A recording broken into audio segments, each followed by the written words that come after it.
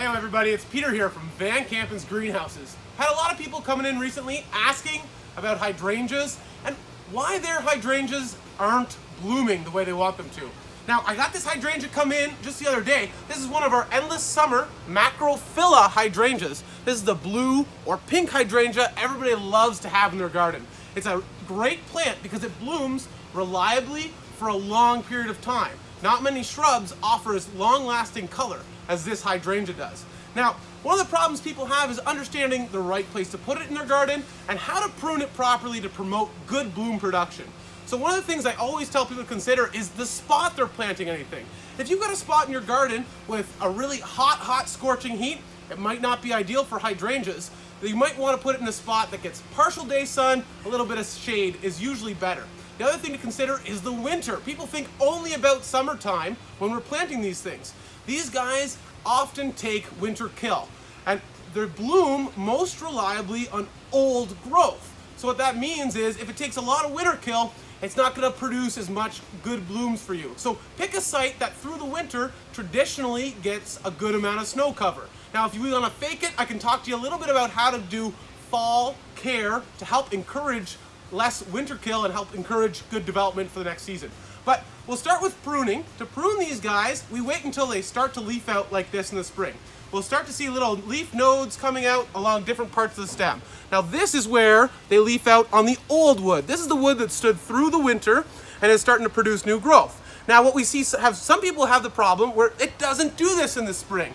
What all that happens is new stems come up from the base. Now this is an example of one of those stems. These guys can produce blooms, but they don't produce blooms as reliably as the old growth does. So to treat this plant properly, we will prune out the dead wood about 2 weeks after we start to see leaves. So this is about the right point to be thinking about pruning.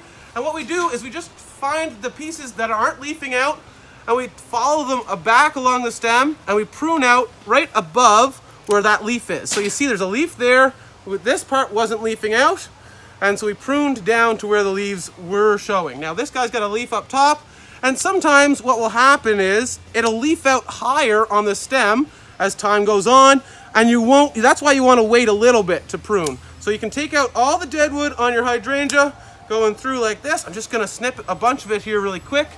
This guy's not showing anything on this stem, but it's showing good growth on this stem. I'm just gonna pull this one out.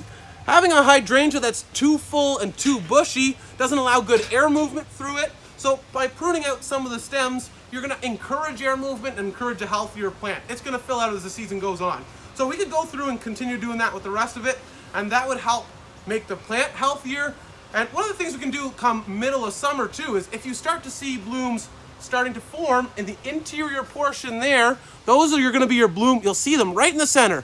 Those will be, we don't see anything yet, but those will be the ones that produce blooms. If you have some stems throughout the plant that aren't producing blooms by mid-July, you can actually take those stems right out to the base, completely prune them out. It's gonna allow more air movement through. It's gonna give you a visual look that your plant is full of blooms and kind of trick people a little bit and make it really look like it's an absolutely stunning plant. So as I said before, one of the things we can do in the fall to help ensure that this happens is once the ground freezes, we can go and heavily mulch. What that does is it helps protect the root zone, keeps the ground frozen, prevents those January freeze and thaw conditions that are really stressful on these plants.